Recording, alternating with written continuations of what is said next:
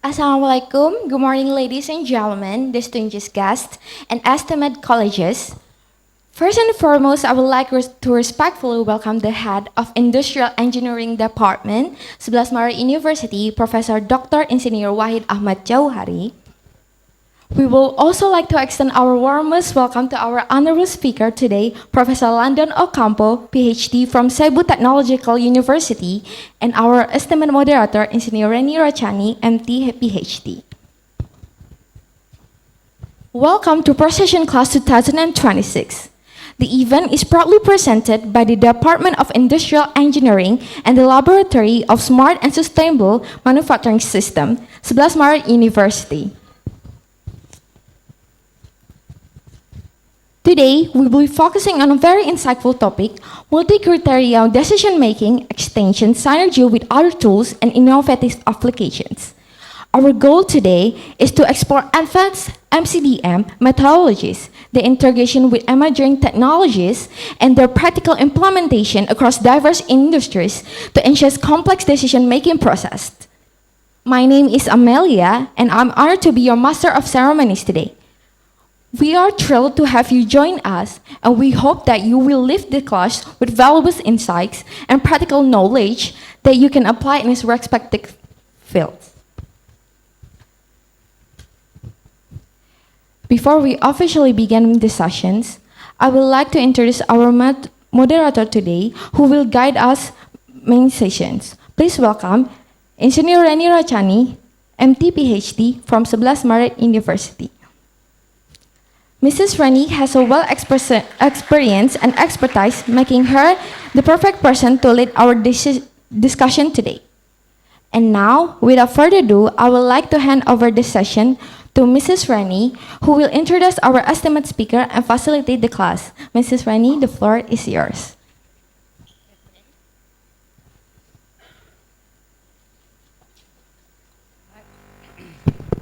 All right, thank you very much for the moderator.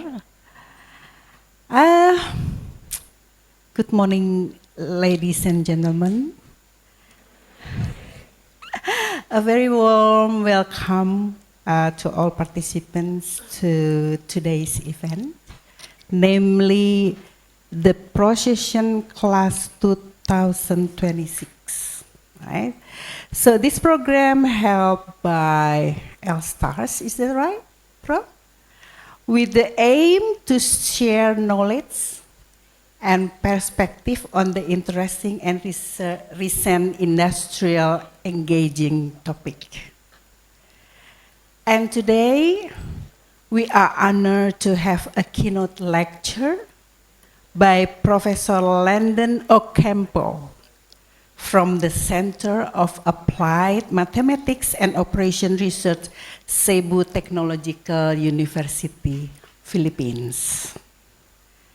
And allow me to introduce our distinguished speaker. Professor Ocampo holds 2 doctoral degrees. PhD in Logistic and Operational Research from the University of Portsmouth, United Kingdom, and PhD in Industrial Engineering from De La Salle University, Philippines. He also holds multiple master degrees in economics, mathematics, and industrial engineering. How incredible, isn't it? He is currently professor and the founding director of the Center for Applied Mathematics and Operation Research.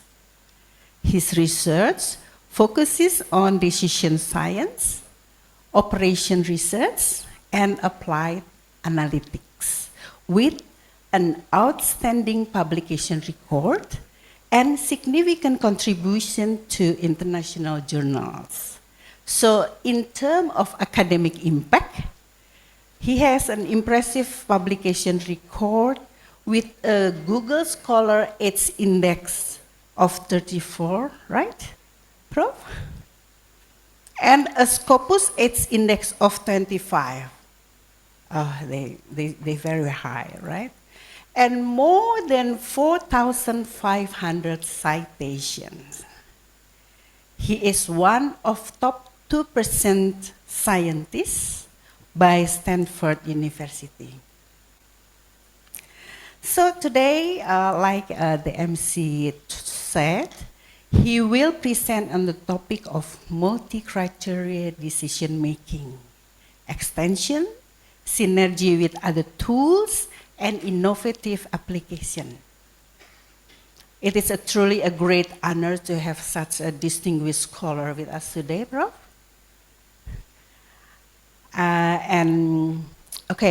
Without further ado, please join me in warmly welcoming Professor Landon Ocampo to deliver his keynote lecture.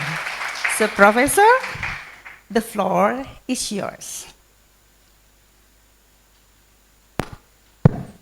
Okay, thank you very much for that warm welcome. This is my first time here in the university and also in Indonesia. So it's really a great pleasure for me to be here, and I thank Professor Rosidi, Professor Rani, and the rest of the faculty of the Department of Industrial Engineering for such a warm welcome. So today I will talk about multi-criteria decision making. I was told that there's a course in your program about this topic, and my task today is to connect what we have learned in operations research and bring you to this field of multi-criteria decision making. Okay, so I hope that I can spark interest from you, and perhaps you can apply these methods in your work later on or in your future studies. Maybe you will take up master's and PhD degrees in the future. Okay, so yeah, can we start? Okay. So okay. Okay.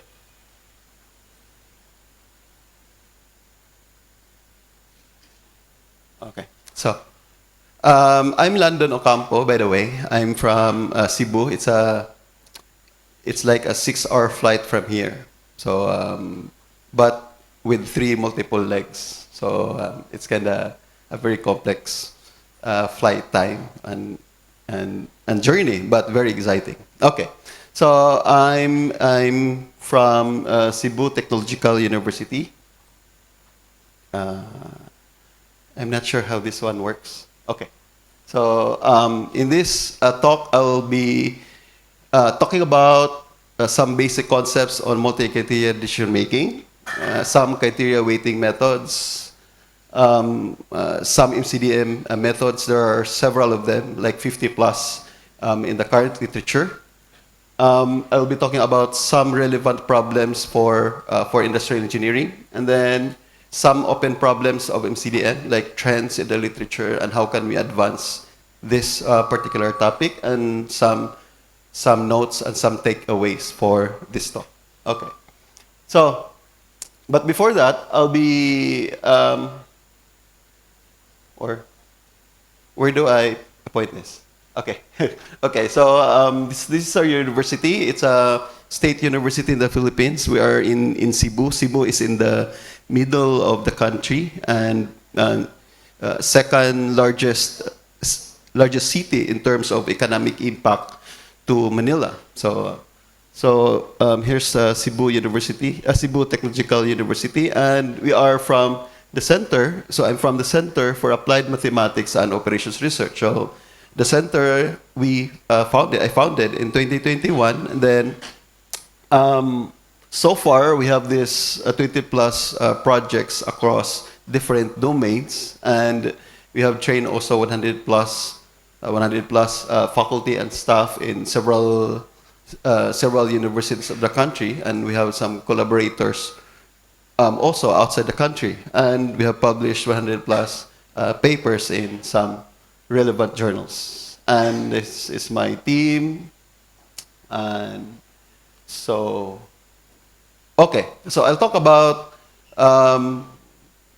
some basic background of multi-criteria decision making. I was told that this talk should be around like 1.5 hours. So I'll try to squeeze in. It's a lengthy presentation, but I'll try to squeeze in 1.5 hours. Okay. So let's start with what we have learned in operations research. So suppose we have a single objective optimization problem. We have an objective function, max pi. Pi is a multivariable function. Then we have x, a vector. Let's call that one as a vector, as an s-dimensional vector in the set of real numbers. Okay. And then subject to a set of constraints. Okay. And we have the non-negativity constraints. And then we learn that the solution of such a single objective optimization problem is a vector, okay, such that this one, a vector x,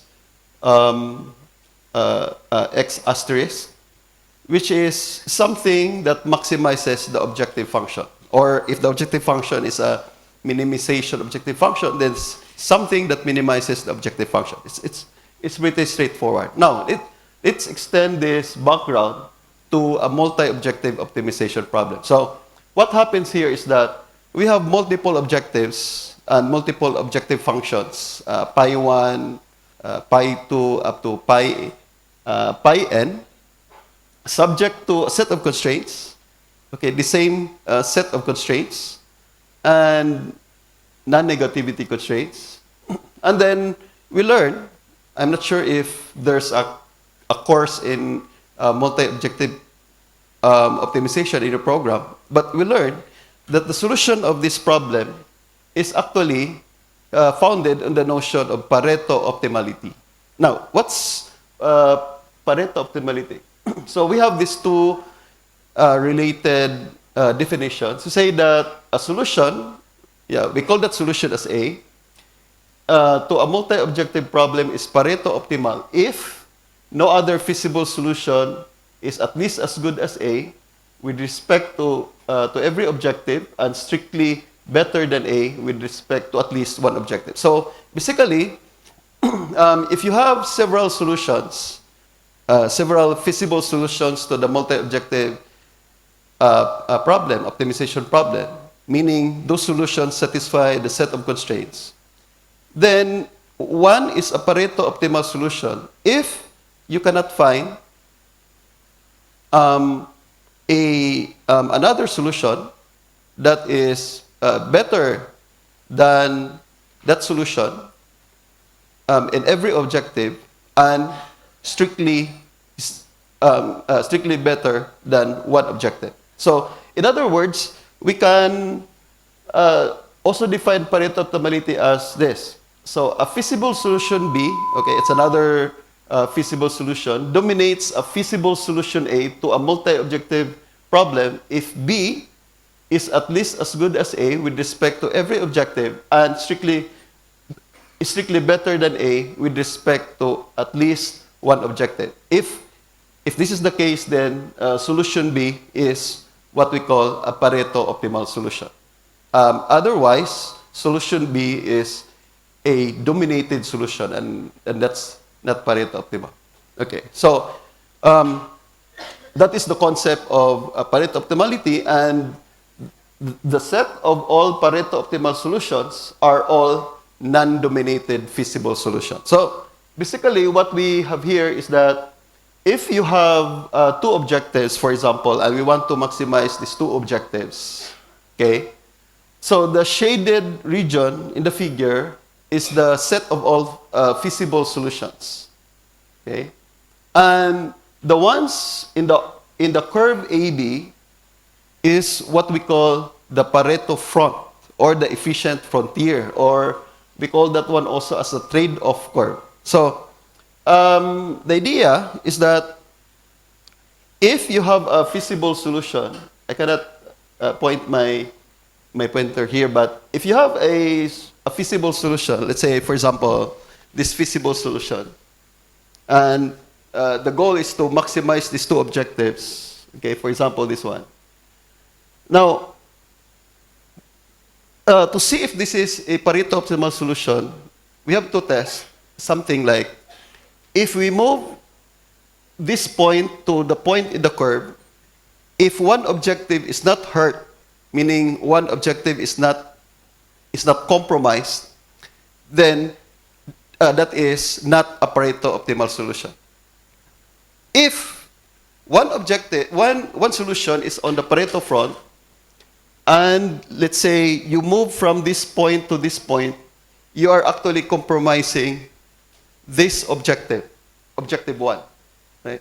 So if that's the case, then that's also that's a Pareto optimal solution. That's how we view Pareto optimal solution. Another example, we have two objectives. One is to maximize. Objective one is to maximize. Objective 2 is to minimize. Then the set of all Pareto optimal solutions are those in the curve AB. Okay? So, again, in the Pareto optimal curve, in the Pareto frontier or Pareto efficient frontier, as we move along the curve, we are actually compromising one objective, meaning we increase one objective at the expense of another objective. Okay? So,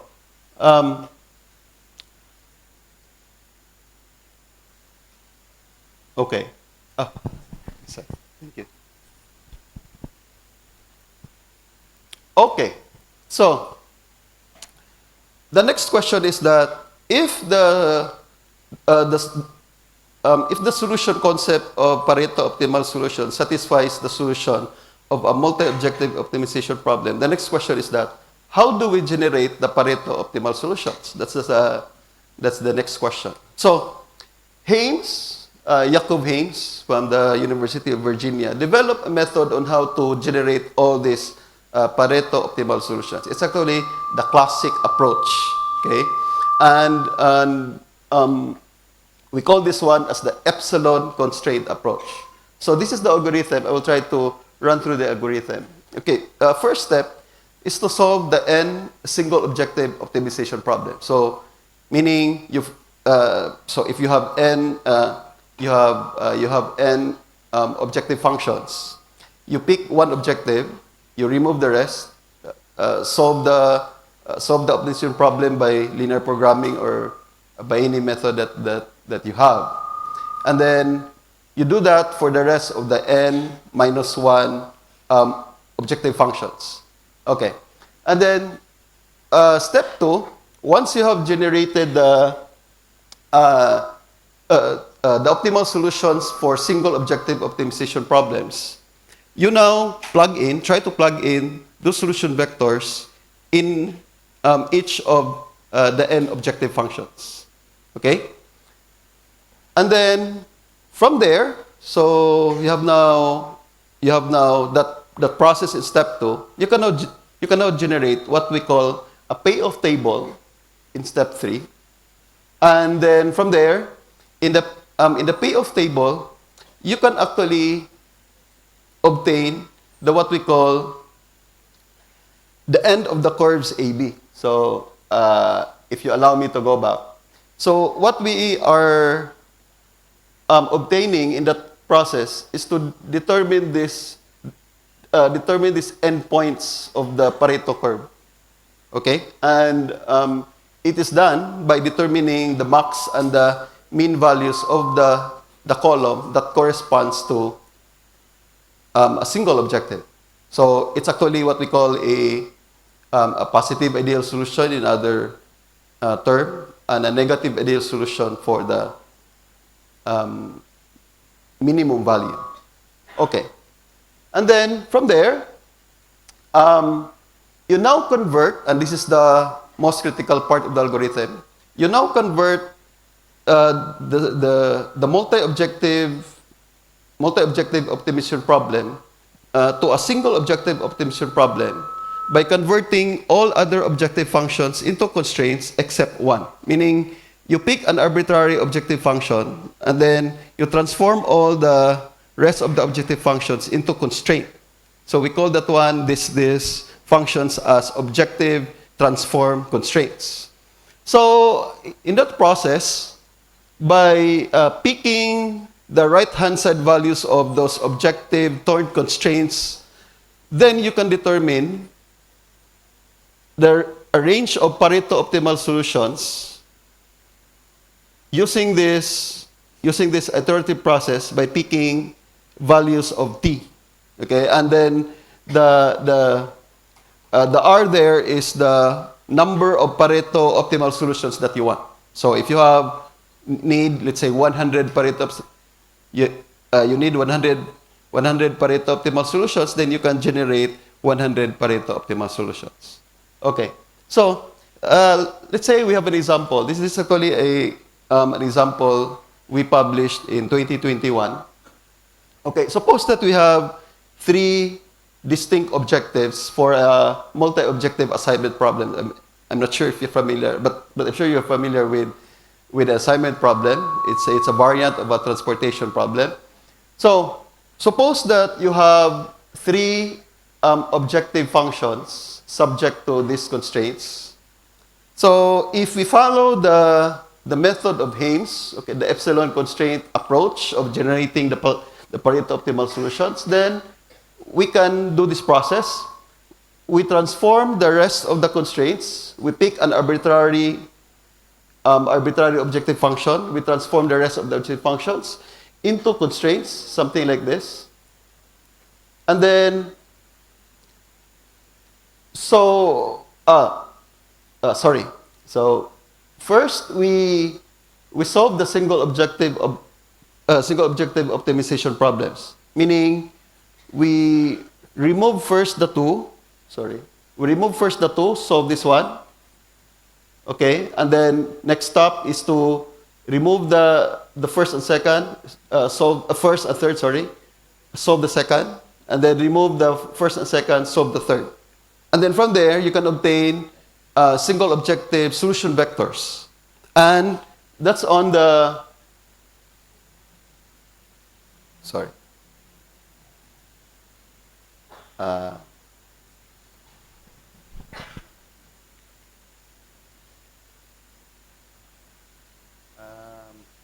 can't move the... Okay. So, the ones in the diagonal are the single objective optimal solutions. Now, using the solution vector, let's say, for example, the solution vector associated with this objective function value 22, okay, plug into the second objective function and the third objective function, you can now generate these figures.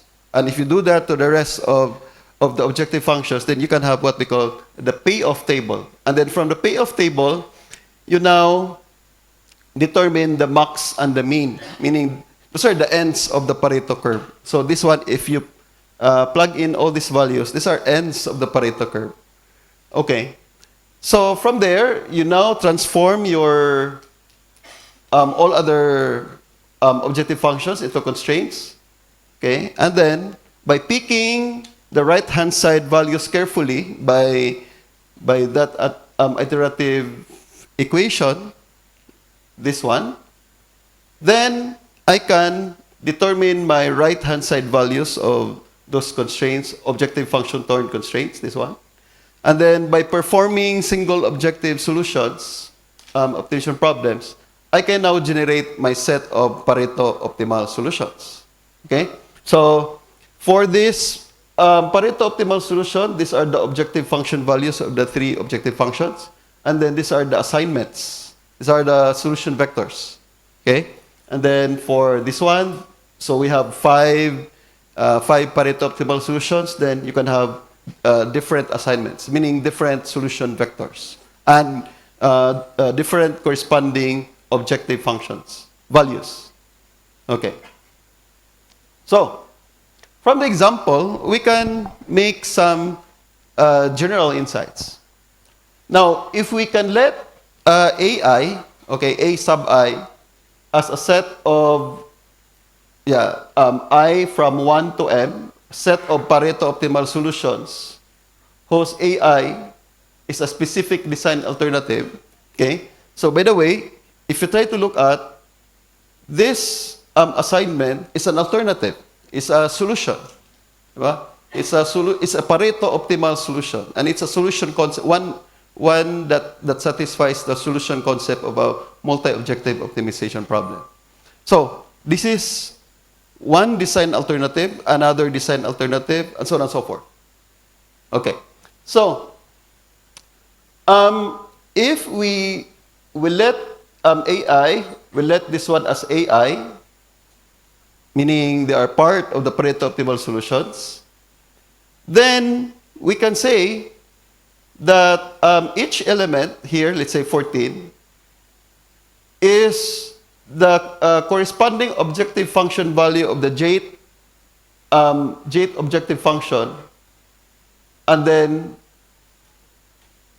with the A1, for example, this one, with the A1 design alternative.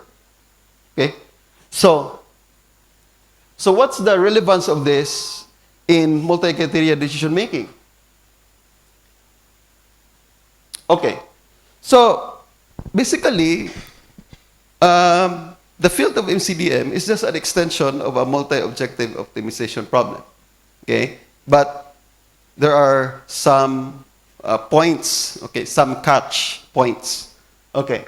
So, in general, we can say that a multi-criteria decision analysis is something of this type of an optimization problem. We have this objective function. Pi is a vector of objective functions in the space omega, where the function, where pi, where a certain function maps the decision space to another space y.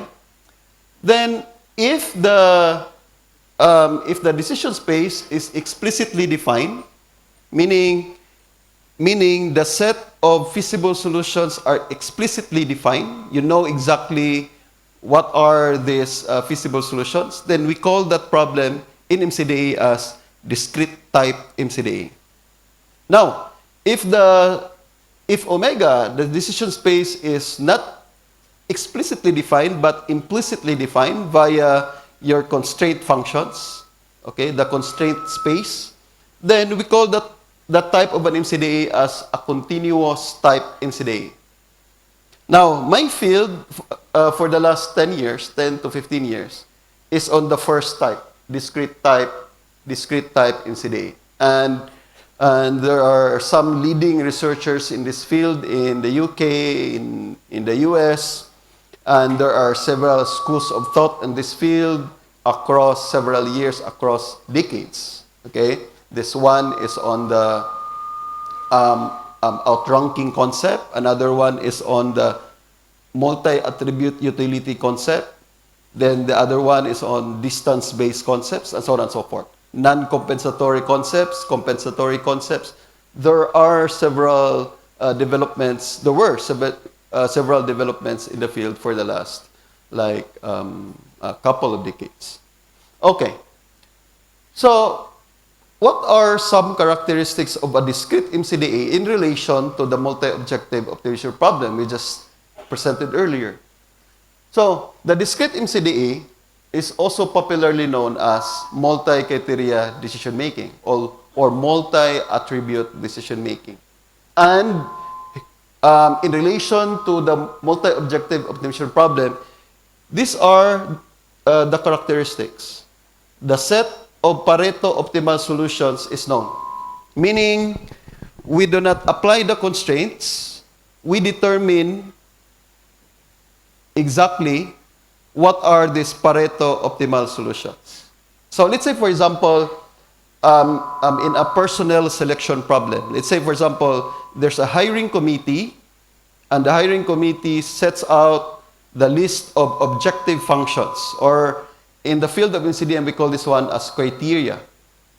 So the hiring committee sets out the list of criteria for the position, okay? And then there are several applicants.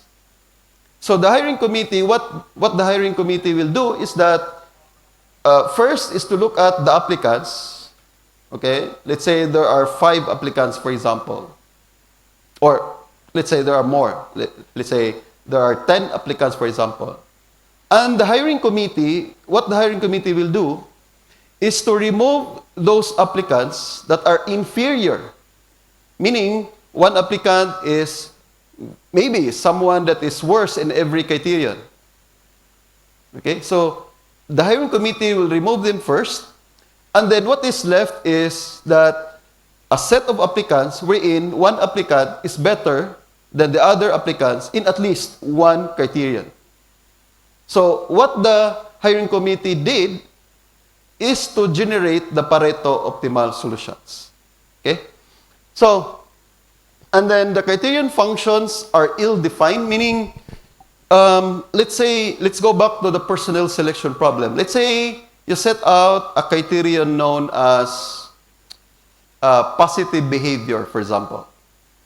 Now, the question is, how do we construct an objective function that assigns a value, real number, to a particular alternative, let's say a single applicant, that reflects positive behavior? Okay, how do we do that? It's very difficult, right? Okay, different from what we learn in operations research. Let's say you have an objective function which is a profit function. It's very straightforward. Cost, revenue minus cost equals profit, right? Right? Okay. So, but if it's a cost function, it's very straightforward. We have the fixed cost plus the variable cost equals the total cost. But how do you build an objective function if the objective function is very vague or uncertain or ambiguous? So it's very difficult, right? So that's one of the characteristics that MCDM problems would like to address. Okay. And then the values, okay, we go back to the table that I just presented, okay? The table that we generated was obtained from performing the Hames approach of generating Pareto optimal solutions. Now, since one or two or all of the criteria are have no properly defined objective functions, meaning the objective functions are ill-defined, then what we do in multi-criteria decision making is to estimate, okay, the performance of the Pareto optimal solutions in each of the criteria set, in each criterion in the criteria set. Okay? So what we do is to estimate. Okay?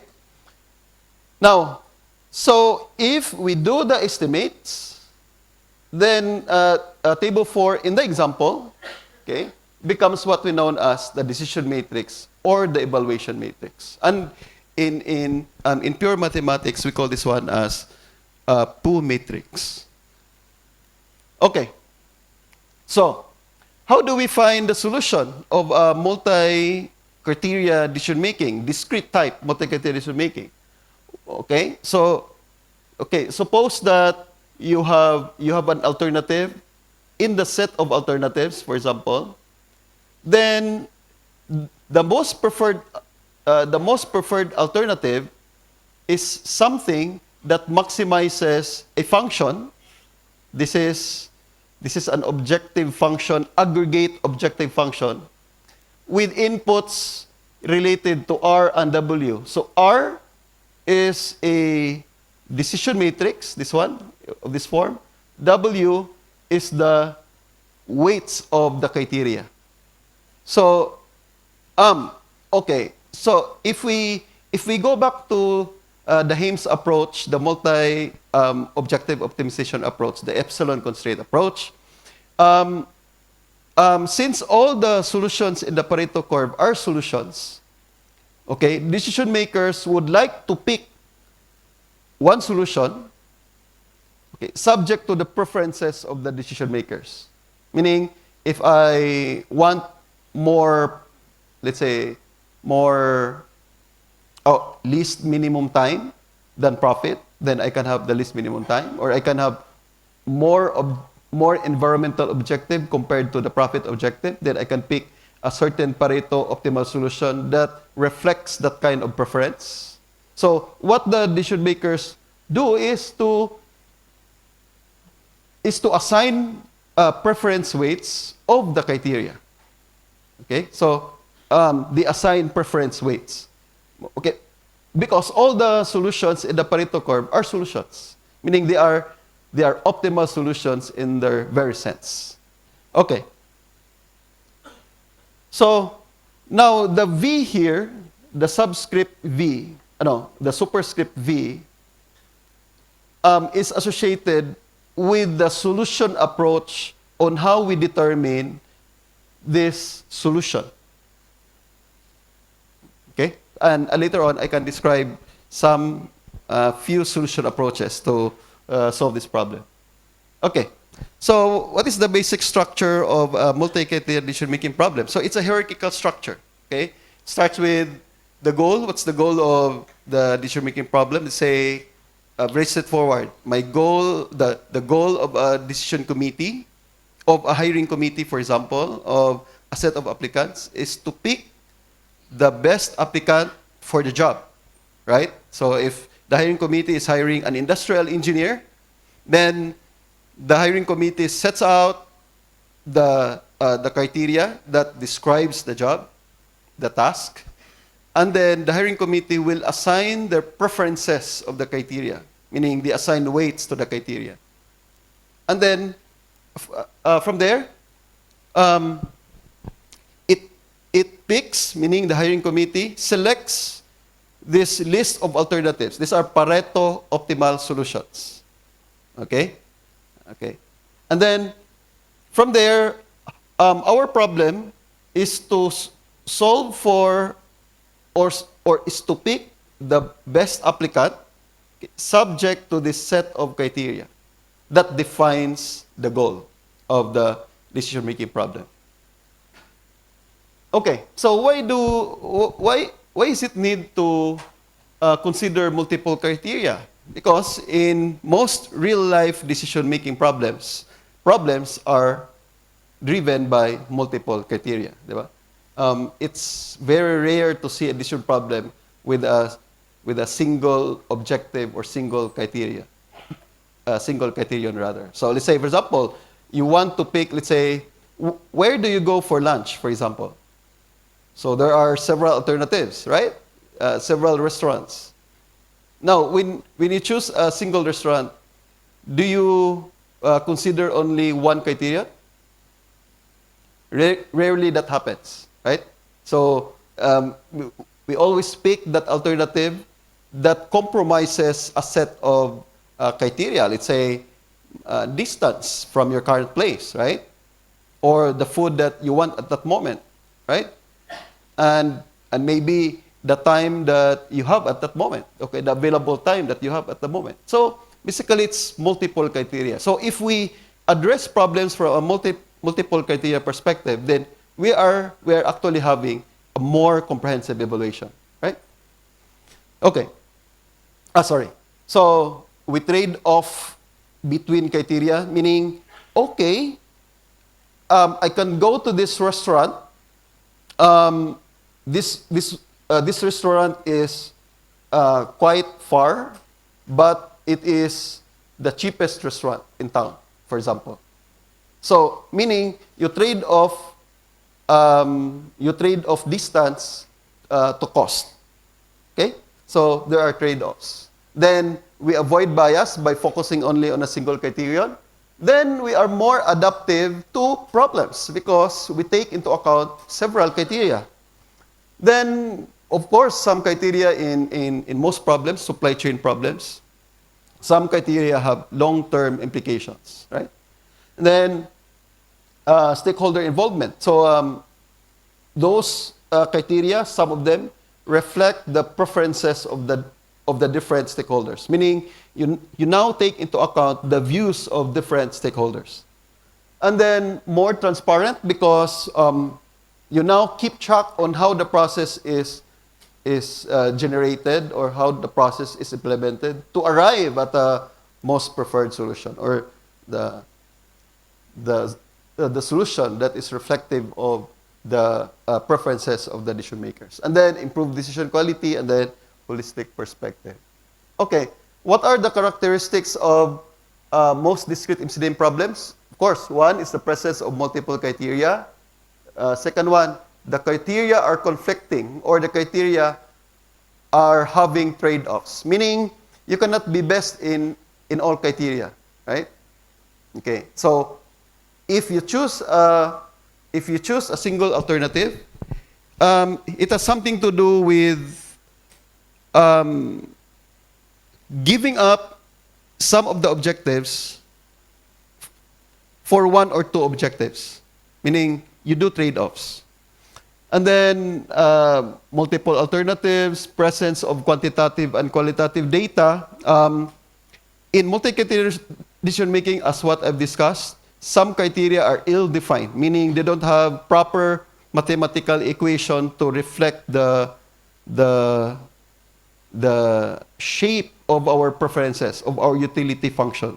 So, meaning you can take into account qualitative data. Then weighting of criteria, something to do with uncertainty, later I will discuss, and then complexity of the decision-making problem. Okay, what are criteria? So criteria are just extensions of what we know as objective functions. Okay, so each criterion has an implicit function, okay, objective or criterion function that assigns a real number to an input alternative that is part of the Pareto optimal solutions. Then the criteria could be maximizing or minimizing, consistent with what we learned in operations research about maximizing profit and minimizing cost. Then alternatives are always Pareto optimal solutions. Okay, the one that we discussed. So there are 4 types of MCDM problems. Okay, there are 4 types. Okay. Roy is one of the founders, one of the fathers of multi-criteria decision-making from the European School of Thought. Okay, so one is a choice problem, meaning you have a set of alternatives, you pick one, that's a choice problem. Second, it's a sorting problem. Okay, suppose you have you have several alternatives, too many alternatives, and then you don't care about the ranking actually, but what you do is that you want to find a subset of more preferred solutions. Not only one solution, but a subset. So what you do is that you define clusters for the, let's say for example, ordered cluster. Small, medium, large impact, for example. And you want to determine the subset of the alternative that belongs to the large impact. Okay, for example. So we call that one as a sorting problem. And we have several papers published on this type of problem. Next is the ranking problem. So instead of a choice problem, picking one alternative, you now care about rankings. Okay? So meaning, for example, you rank universities across Indonesia. That's a ranking problem. Okay. The other one is a description problem. So this decision problem is more or less associated with generating an index coming from multiple criteria. Then this index describes the performance, aggregate performance of a single alternative. Okay? So there are 2 popular actions in solving MCDM problems. Okay? And these are 2 subsequent actions. One is to assign weights of the criteria. Second is to solve or to evaluate the alternatives. Okay, so let's discuss these 2 subsequent methods. Okay, in criteria weighting problems, there are 2 sub-problems and 2 types of methods. One is what we call subjective methods. In subjective methods, we now capture the preferences of the decision makers. Like, how do you feel between cost and quality? Which one is better for you? Which one do you prefer more, for example? So it reflects the the preferences of the decision makers. The other one, this objective weighting approach, is quite different. Okay, it does not capture the preferences of the decision makers. What it captures is like this.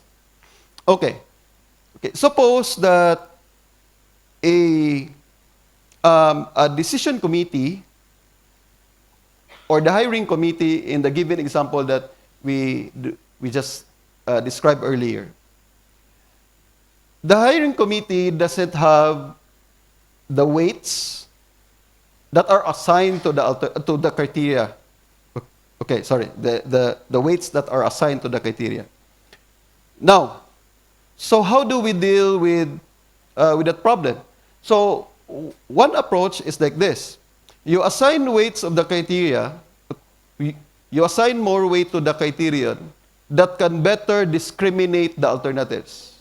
So let's say, suppose, for example, you have a personnel hiring problem, and then one of the criteria set that is one criterion in the criteria set that is considered by the hiring committee is, let's say, for example, IQ level. For example, in the Philippines, we have this IQ level part of the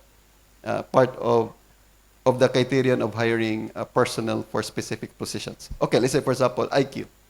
Now, suppose that all 10 alternatives or 5 alternatives or how many alternatives that you have, they have more or less the same IQ level. Let's say at 120, 121, 122, back to 120, 119, and so on and so forth. Now, here comes another alternative. Let's say this alternative is positive behavior, this criterion rather, sorry. Here comes another criterion. This criterion is positive behavior. Now, you have a method on how to determine, not a method, but you have a process on how to assess positive behavior, and you have a scale for that. Okay, and now suppose that your 5 or 10 alternatives have totally different positive behavior values. Okay, so which one do you assign more weight? To the IQ or to the positive behavior criterion? So these objective weighting methods would tell us that you assign more weight, value, to the criterion that can better discriminate the alternatives. So you assign more weight to the positive behavior criterion. Okay? So that's the concept behind these two methods. So what are some popular approaches in criteria weighting? The most famous one is the analytic hierarchy process, developed by Satie in 1980. I read the book on the 1980 book of Satie when I was studying my PhD at De La Salle. So the AHP is actually, I'm not sure if you're familiar with the AHP or came across a paper or a concept related to the AHP. It's very, very popular topic, very popular method. And then the AHP is exactly a representation of a criterion, of a subjective criterion weighting method. Meaning it captures the preferences of the decision maker. So these are the algorithms. Maybe I cannot discuss more about these algorithms. I have more or less 20 minutes left. But the idea is on the pairwise comparisons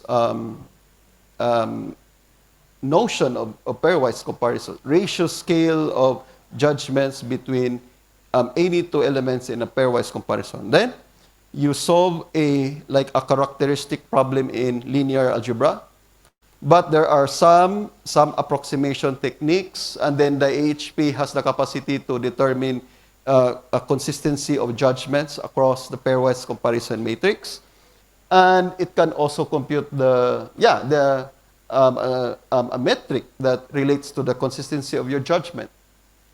So this is an example of a pairwise comparison matrix. The elements of the pairwise comparison matrix are ratio scale, meaning ratio of the importance of row criterion versus column criterion. Let's say, for example, 7, it means to say that this is for a cell phone or mobile phone selection problem.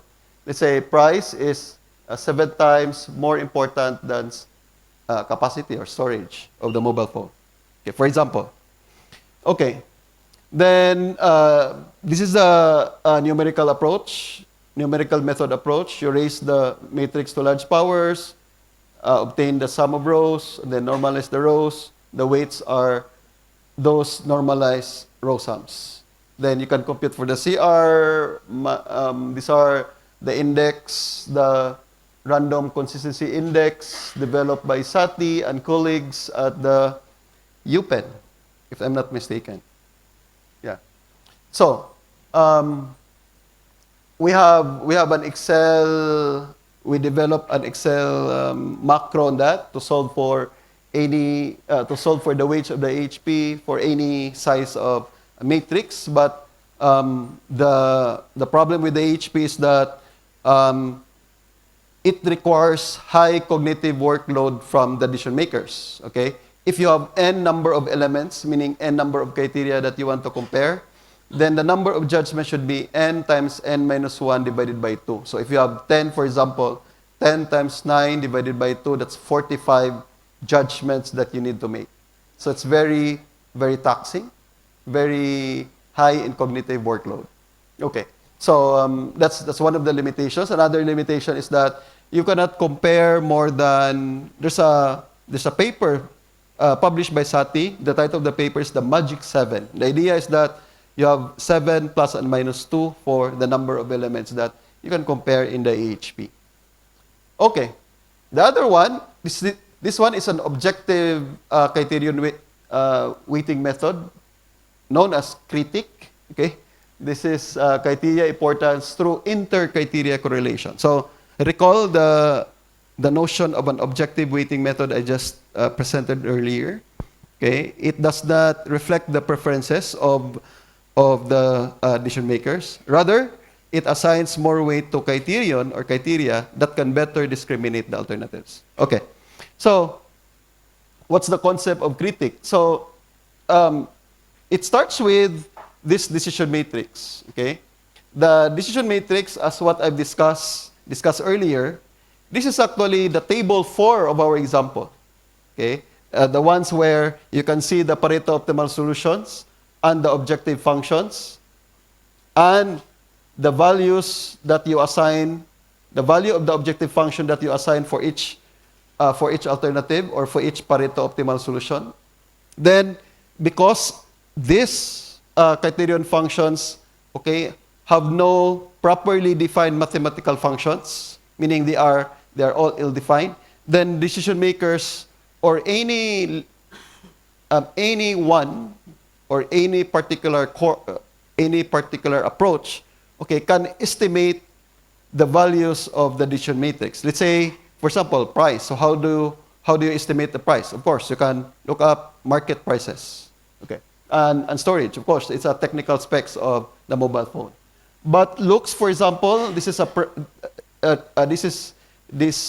values are estimates coming from decision makers. Okay, so the idea behind the critic method, I cannot discuss thoroughly the algorithm. It requires more time for all of us. But the idea of the critic method is like this. There are two sources of variability. Okay, because we try to talk about a criterion that can better discriminate the alternatives. There are two sources of variability. One is within criterion variability, which can be represented by any method. Okay, a very straightforward one is standard deviation. It describes the variability within criterion, like this, variability within criterion. And then the other one is the variability between any two criteria. Okay, so let's say variability between price or storage. So if the two criteria are variable, let's say, okay, how do we estimate the variability of any two criteria? So the proponents of the method suggest this idea of the Spearman's correlation metric or correlation index. So it describes the degree of correlation, okay, between any two vectors, right? So if the value is closer to 1, for example, meaning these two criteria are closely related, right? Meaning the noise is minimum between any of between these two criteria. So if the two criteria have minimal correlation value, okay, via Spearman's correlation index, then it means to say that, okay, these two criteria, I can just eliminate one of these criteria, and still I can discriminate the alternatives with the rest of the criteria. Okay, so there are two sources, within and between criteria. Okay, so the processes related to those two sources of variability, this one is the standard deviation for the columns. Okay, then you solve for the correlation indices between any two criteria. You can come up with, this is a very famous matrix in statistics. This is a correlation matrix, right? Right. So this is symmetric with respect to the diagonal. Okay. So meaning this value. Sorry. The resulting. Yeah. This is the resulting one. So a value closer to 0 is something that says that the two criteria are not related. Okay? So doing some manipulations, combining these two sources of variability, then a critic can, okay, this is just purely algebra. Then the critic can determine the weights of the criteria. These are not subjective weights. They do not reflect the preferences of the decision makers. Rather, they reflect the propensity of the criterion to discriminate the alternatives better. Okay. So another method in objective weighting methods for determining the weights of the criteria is this entropy method, which is drawn from the concept of the groundbreaking, okay, concept of Shannon on information entropy.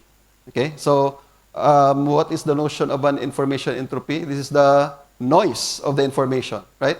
So how is it used in multi-criteria decision making? So if the criterion has so much noise, if the criterion column in the decision matrix has so much noise, it means to say that the performance of the alternatives have high variability. Meaning you can assign more weight to the criterion that has so much noise because it can discriminate the alternatives better. Okay, so that's basically the notion of the entropy weighting method. So starts with the decision matrix, then doing some calculations. This is the notion of the Shannon entropy, the value times the ln of the value, okay, negative of that. Then from there, you can do computations. This is just normalization process. Then you can determine the weights of the alternatives. The weights of the criteria, rather. Okay. Okay. Next up is now the second part of the solution process of MCDM problems, which is the evaluation of the alternatives. Now, there are two separate schools of thought in this type of methods. One is what we call non-compensatory method. The other one is compensatory method. So what's the difference? In a non-compensatory method, one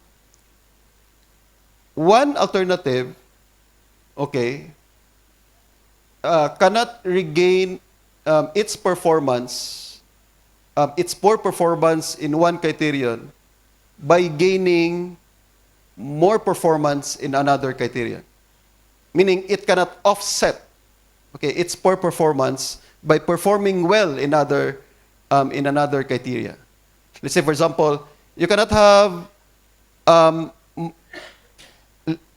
let's say, for example, you cannot have a poor working behavior, for example, and higher IQ. Meaning, I cannot give up my working behavior because this applicant has high IQ value. Okay, so that's non-compensatory. It doesn't allow compensation between criteria. And there are several problems in real life, in real world, that are non-compensatory. Okay, most, the best example is something related to risk, for example. Safety is a non-compensatory criteria, right? You cannot just have lowest cost, but highest safety index, or highest or the most risky alternative, but at the lowest cost. You cannot have that, even in manufacturing, right? Okay. So, what are some examples of non-compensatory methods? These are European school of thought, Electri, and then the Promethe method. The Electri method is a full non-compensatory method. There's also the dominance rough set-based method. That's a full non-compensatory. Promethe is partial non-compensatory, but still it belongs to the idea of non-compensatory. Then the full compensatory, this is trade-offs are completely acceptable. Meaning you can have poor performance in one criterion by performing well in another criterion. Okay? So there's the idea of full compensation that is acceptable. Okay. So I can just run through some of these methods. Okay. By the way, in this particular process of solving MCDM problems, there are a lot of methods. Okay, I can count. Maybe 2 years ago, I did a review on that. There are 50 plus methods. Yeah, I can, and then I think the process of picking one of this method is based on your philosophy. Okay, in my case, my philosophy is this notion of distance-based. So, via TOPSIS, yeah, we have a project with Professor Rosidi and team doing TOPSIS. It's actually an attractive approach because the evaluation of the alternatives is based on distance scores to ideal and negative ideal solutions. So I can just discuss a few of them, but this one is too many to discuss. Okay. So one of the most popular methods is the TOPSIS method, the technique for order of preference by similarity to ideal solutions. Okay, so the idea, okay, I cannot discuss the math. It will take us too long. The idea of the TOPSIS method is like this. You generate what we call the most ideal alternative. This alternative is not on the list of Pareto optimal solutions, but you craft this alternative that is best in all criteria. Okay? And then the next step, okay, on the other hand, you now also extract that alternative that is the least ideal alternative, meaning this alternative is the worst in all criteria, meaning it's one that is not the one that is least preferred in all criteria. Okay. Now, so from there, you now have the most ideal alternative. You have the negative idea or the least ideal alternative. Now, you now evaluate all your alternatives, okay, the set of Pareto optimal solutions, to these two ideal solutions. So, that alternative that is closest to the positive ideal and farthest to the negative ideal, that's the most preferred alternative. Okay, that's the notion of the TOPSIS method. So, I can't discuss the details, but so this one is the distance. This is the normalization. Then this is determining the the ideal solutions, this V plus and V minus, then applying applying the notion of an m-dimensional Euclidean distance, then you can measure the distances to the positive and to the negative ideal solutions. So, and then there's a compromise metric associated with those distance scores, then you can rank the alternatives. Okay. Another method that I can discuss is the Promethe method. So the Promethe method is quite a complex method. The idea is like this.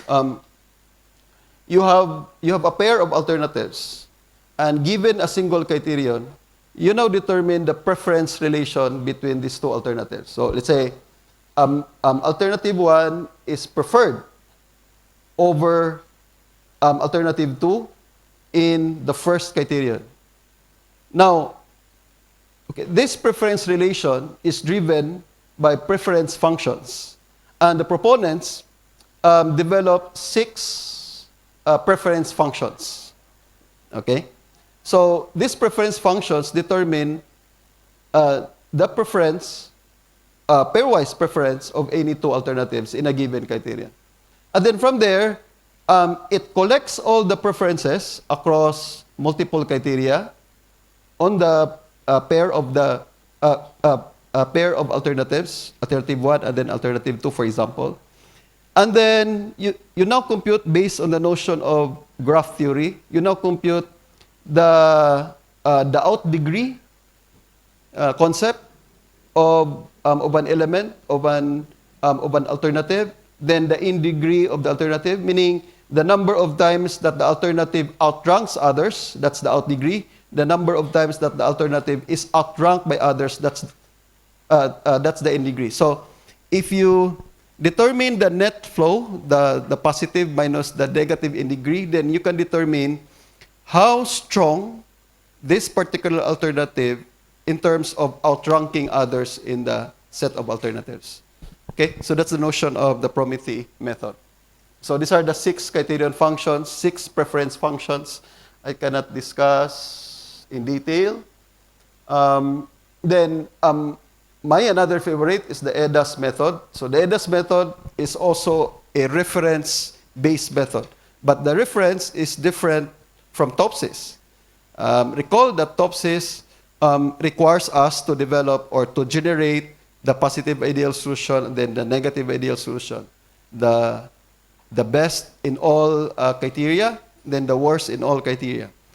In the EDAS method, you now determine the average solution, meaning it tries to determine the averages of all the performance of all alternatives in a given criterion, then develop that what we call the average solution vector.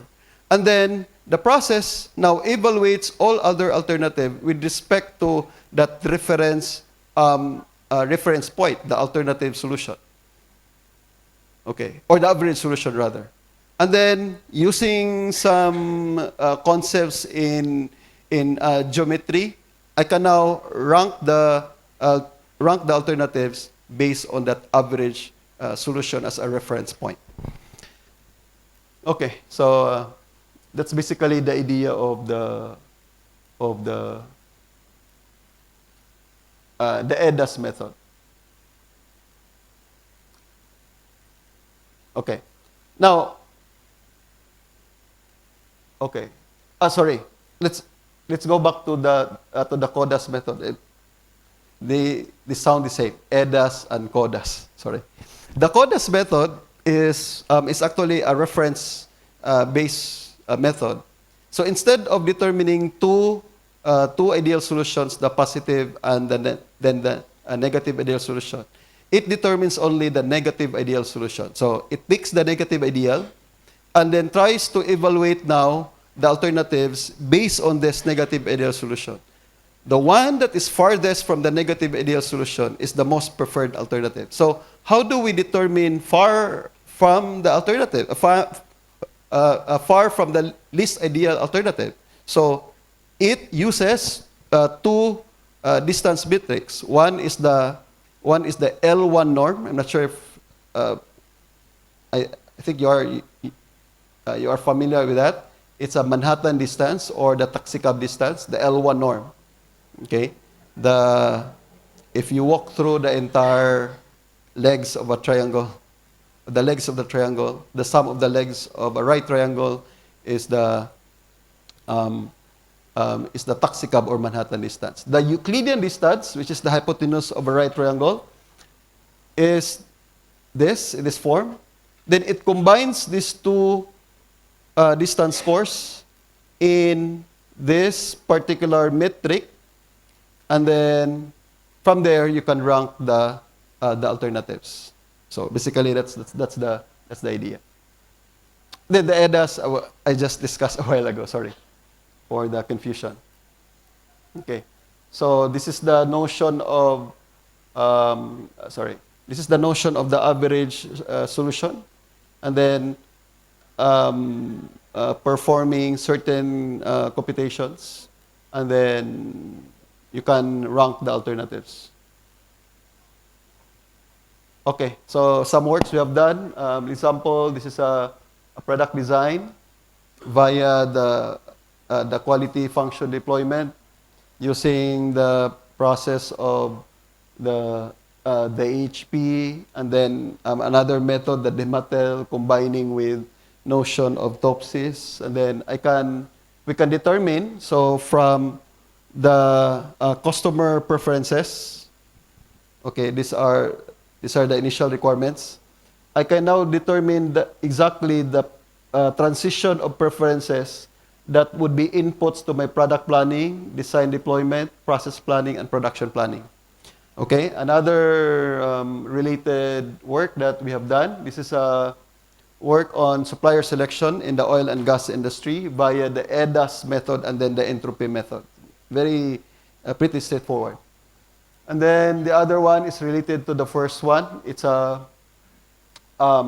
if you came across with the means and chain model of the QFD, the 4 phases of the QFD, then we pretty much perform a similar framework to determine the transition of the customer preferences in the 4 phases. And then this is a reverse logistics application with these methods, okay, of the HP and then the Dematel. I can determine my locations for reverse logistics, the collection and then the distribution points, and then some topics related to sustainable manufacturing sometime like 10 years ago. And then, and then also this one. And then with a sustainable manufacturing index, we developed some, this one is in 2016, so some 10 years ago.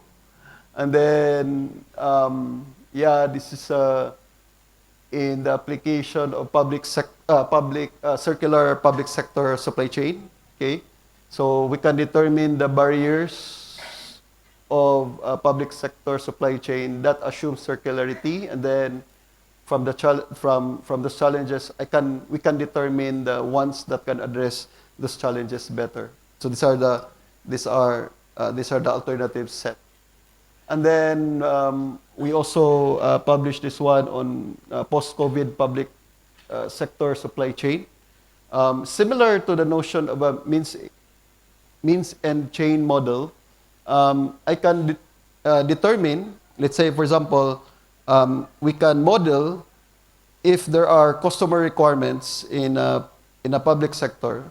I can now determine the transition of this customer requirements to the members of the supply chain. So the strategies that supply chains that members can deploy to satisfy those requirements comprehensively. Okay, and then applications in tourism. Okay, and applications in tourism, and then some outputs using. So the idea is that you have vision and mission goals across companies, for example, And you have a number of sustainable development goals, 17 of them.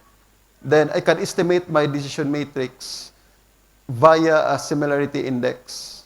Then I can populate my decision matrix via that particular approach.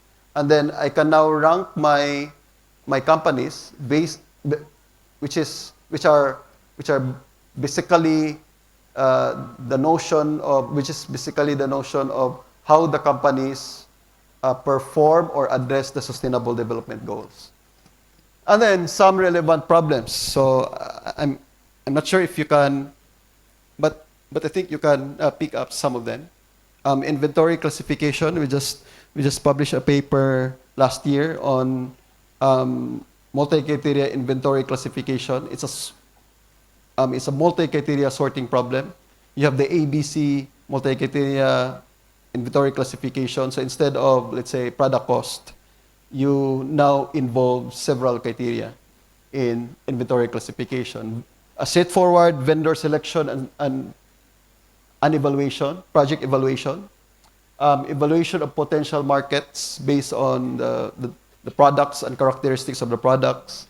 You have employee performance appraisal, pretty straightforward application.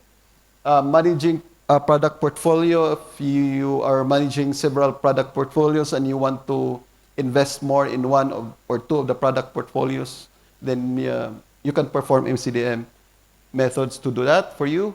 And then choosing investment portfolios, very straightforward, not just on the net present value, but on several metrics.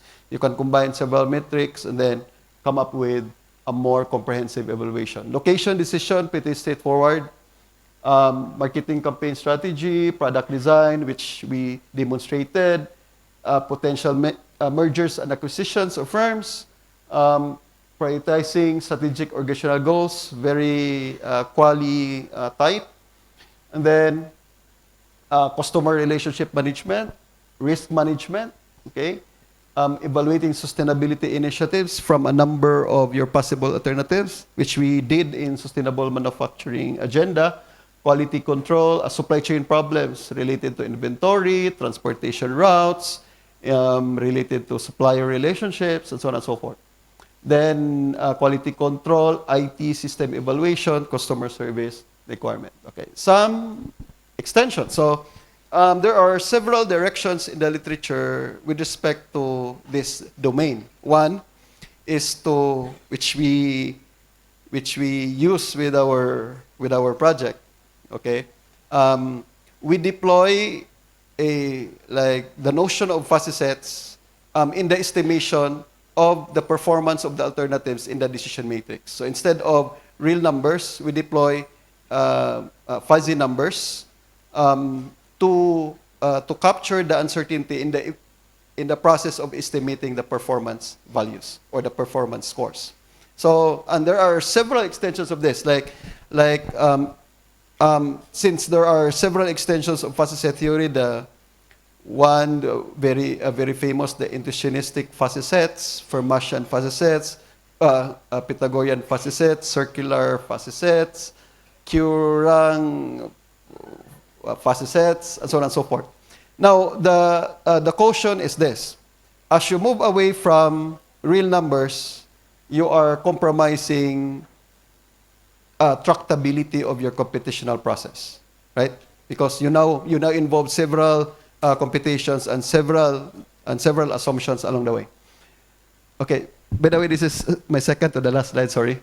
And then the notion of three-way decision theory, which we did, which we published a couple, 2 or 3 papers in the last 3 years. So the idea is that I can use the concept of rough sets, rough set theory by Pollack, to determine my spheres of importance of my set of elements. In this case, my set of alternatives.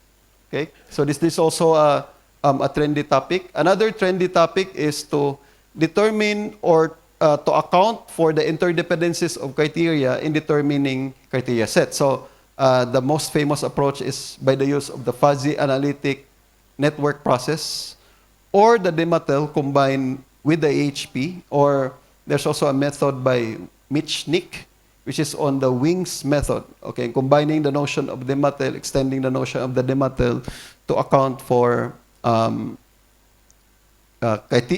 internal criteria weights in the diagonal of the relation matrix of the Demattel.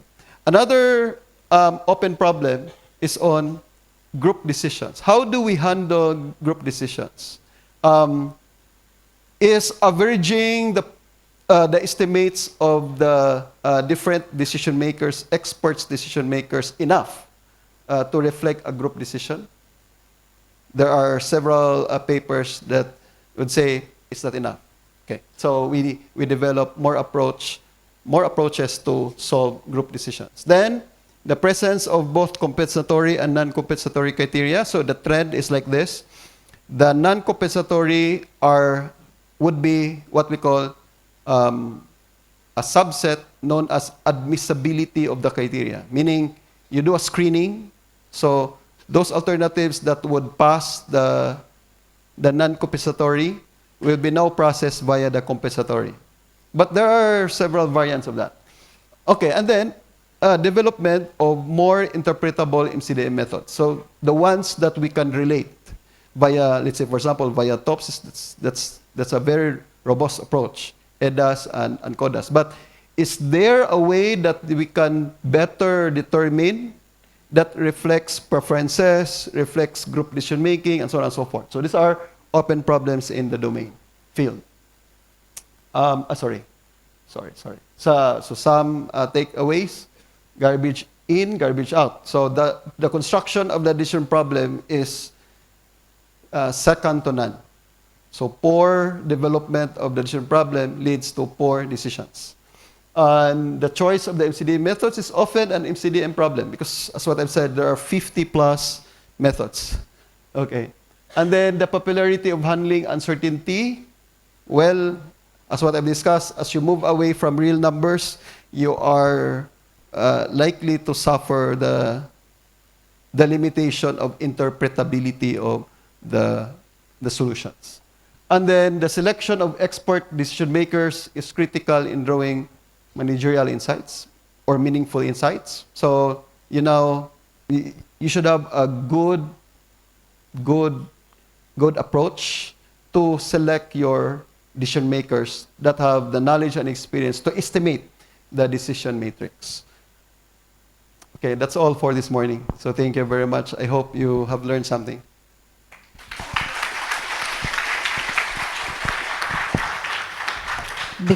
Big applause for Professor. So thank you very much for the very insightful and engaging presentations. Now we will move to the QA session. So I would like to invite participants who wish to ask questions, and please feel free to raise your hand, and probably our team will assist you with the microphone. We will begin with a few questions in this session. Questions? Probably. Oh, okay. 1, 2.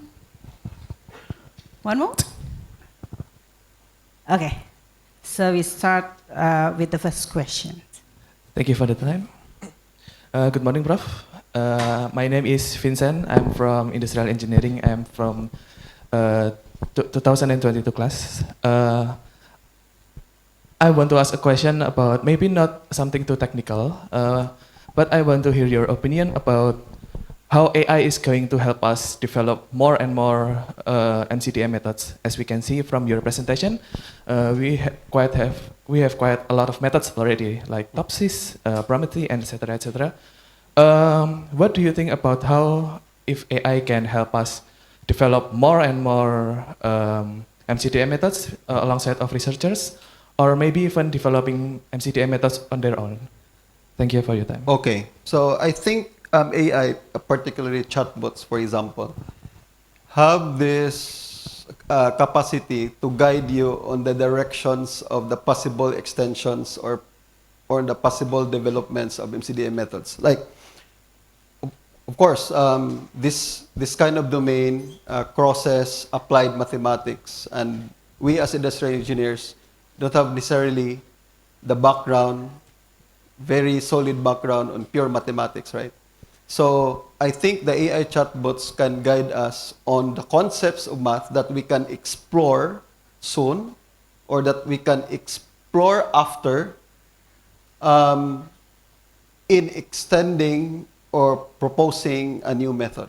But of course, should have working understanding of this math first, because AI can give you a trust, a nonsense answers. Yes. So you need to have this working knowledge, and then from there, maybe you can combine several answers of AI to come up with a more robust approach, MCDM approach. I think that's the direction that we are looking at in the use of AI in this domain. Thank you, Prof, for your time. Yeah, thank you very much. Okay. So the next question, please.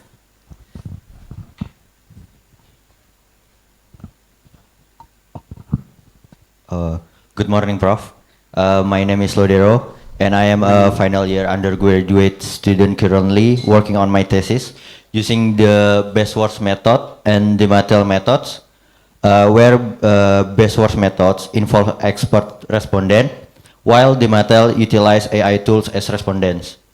I want to ask, how feasible is the use of various AI tools to replace expert judgment, and what are the potential advantage, disadvantage, and risks associated with using AI-based judgment? Thank you. Okay, that's a good question, and there are pros and cons on using AI to populate the decision matrix that would be substitutes for judgments of human decision makers. Okay, if you are referring to the AI chatbots like the ChatGPT and all of this stuff, so the main concern is that they are all black boxes. You don't know exactly how this one thinks and how this one generates a particular score when they are asked to generate a score. So that's the main concern. Unlike human decision makers, where the process of generating a score is based on a complex algorithm inside the mind, based on experience and knowledge. So if you ask a decision maker on why this value is the best estimate, then it can exactly trace you, give you a trace, provide you with a trace on how these judgments are generated. Unlike AI, there's no exactly, unless you are developing a new large language model, positioned properly or trained carefully in that particular domain, then that could be possible. But the researchers are now not yet that on the black and white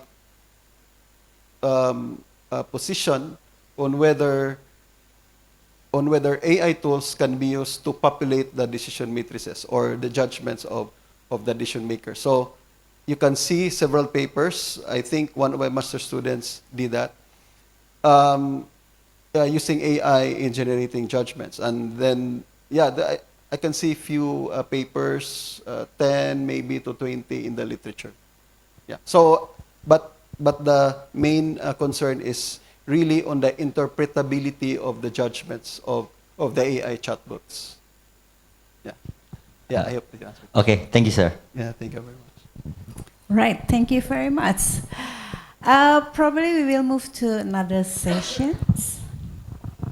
Is there any questions? Please raise your hand.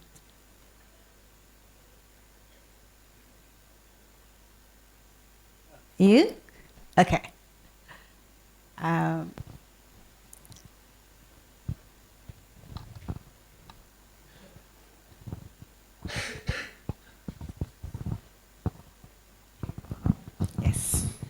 Good morning, Professor Ocampo. My name is Tara, and I'm currently a final year student working on a thesis about multi-objective optimization of 3D printing parameters using NSGA2. I have a question related to your lecture. In my thesis, I built regression model as objective functions using for multi-objective optimization using NSGA2. However, one of my objective functions had a very low R squared of only 21%, which suggests significant R certainty in that model. Given that the lecture mentioned R certainty can be addressed through fuzzy sets or sensitivity analysis, would it be appropriate to apply fuzzy sets directly to the objective function in this case? Or is there a better approach to handle R certainty when the model itself has a low predictive power? Thank you. So the idea behind MCDM in relation to to your question is like this: when the problem proponent or the decision makers that are at stake with the decision problem picks a particular criterion, there's an inherent assumption that that criterion is relevant to the decision-making problem. Okay, there are particular approaches that would technically determine relevance, and one of them is the R squared. They coming up with a multiple regression process, deploying multiple regression to test if your input variables and the output variable, which is the criterion, has something to they are related, okay, in that sense. So now,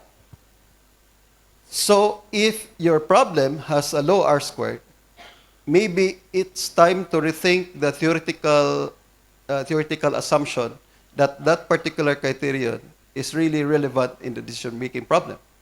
That's one way to think about it. Or maybe if there's a strong theoretical assumption and your data do not fit to the regression model, then maybe you need to enforce like certain, let's say, previous studies to say, okay, this particular criterion is really related theoretically to this problem. And then we will use some methods to handle the evaluation via this process. But when you mean uncertainty, for example, uncertainty in fuzzy sets is not related to uncertainty in probability theory. In fuzzy sets, this is a possibility theory. The sum of all probabilities in the elements in the set is not equal to 1. Okay? In probability theory, that's equal to 1. Okay? The fuzzy set is the imprecision or the uncertainty of a particular element associated with a target set. But probability theory is totally different. It's related to randomness. So it's not... we should be careful in relating probability theory and predictive theory. And yeah, there are papers that are haphazard to relate those two theoretical frameworks. They are different. Thank you. Yeah, thank you very much. Okay. So we still have a few minutes remaining. Yeah. So probably we'll take one more question, probably for the audience. No more questions? Okay, thank you very much, Professor, for the insightful presentation. I believe we gain a valuable perspective on the topic today. And today's session has highlighted the importance of decision-making approach and their practical. So we need to conclude. Please join me in giving big round of applause to Professor London. And I will give the floor to the MC. Thank you.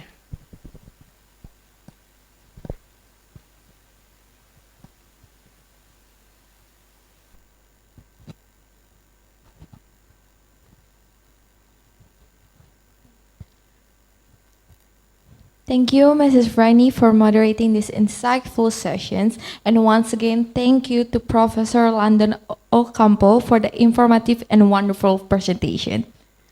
Before we conclude, we would like to present a certificate of appreciation to our distinguished speaker. I would like to invite Professor Engineer Cucuk Nurroshidi to present a certificate to Professor Landon Ocampo.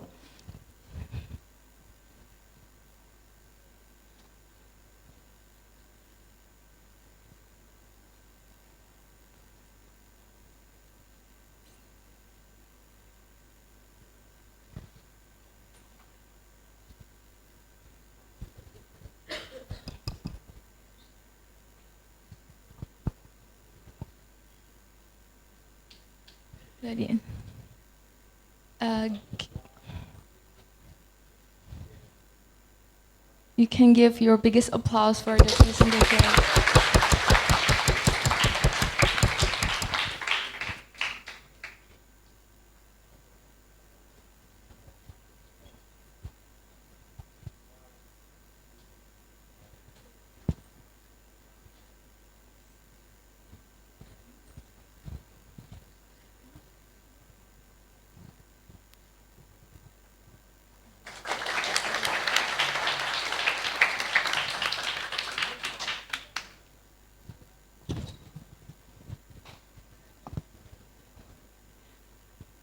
Professor Landon Ocampo, we are deeply grateful for your valuable contribution and for sharing your expertise with us today. Now, we would like to take a group photo to commemorate this event. We'll kindly ask all participants to stand up for a moment and please give your best smile to take a photo. Please, for the...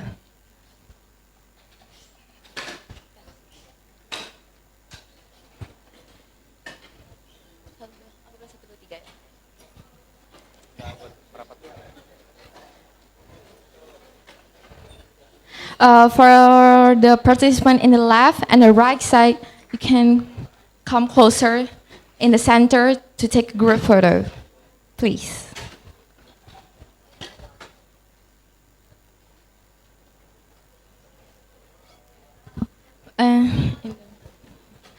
From my left side, you can come closer to the center. On the right side, please come closer to the center to take a photo. Yeah. Okay.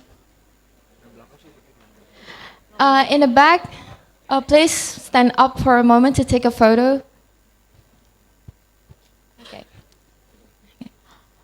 Please give your best smile. 1, 2, 3. Once again.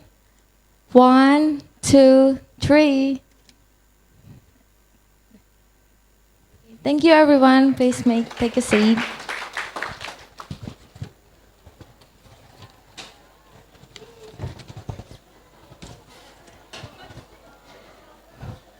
Ladies and gentlemen, this concludes our session for today. We hope you found the session as enlightening and inspiring as we did.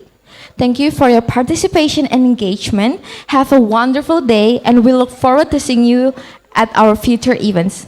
Wassalamualaikum warahmatullahi wabarakatuh.